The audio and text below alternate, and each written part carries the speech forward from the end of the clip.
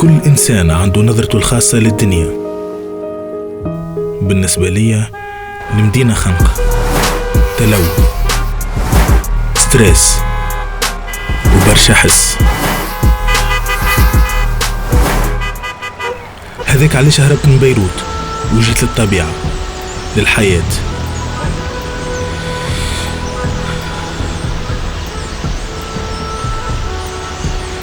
جيت نتنفس ونشم ريحة أرز الشوف.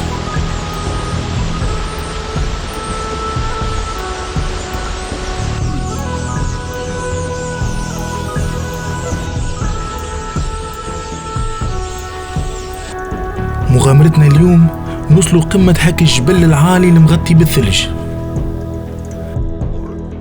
هالمحمية اللي تبلغ مساحتها 165 كيلومتر مربع، يعني 2% من مساحة لبنان، تعتبر ثروة ما تتقدرش بمال الدنيا. من أهم النشاطات البيئية في هالمنطقة رياضة المشي، اللي عندها برشا فوائد علينا، لأنها تقلل من الشعور بالتوتر وتساعد على تخفيف الضغط الجسدي والنفسي.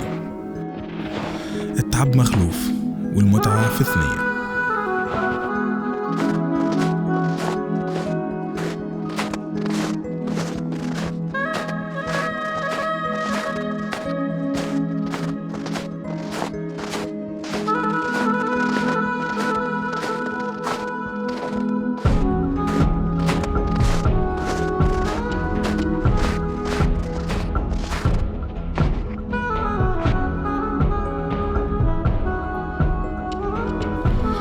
توصل للقمة تحس بالفرحة غمرت لك قلبك وتتنفس حرية.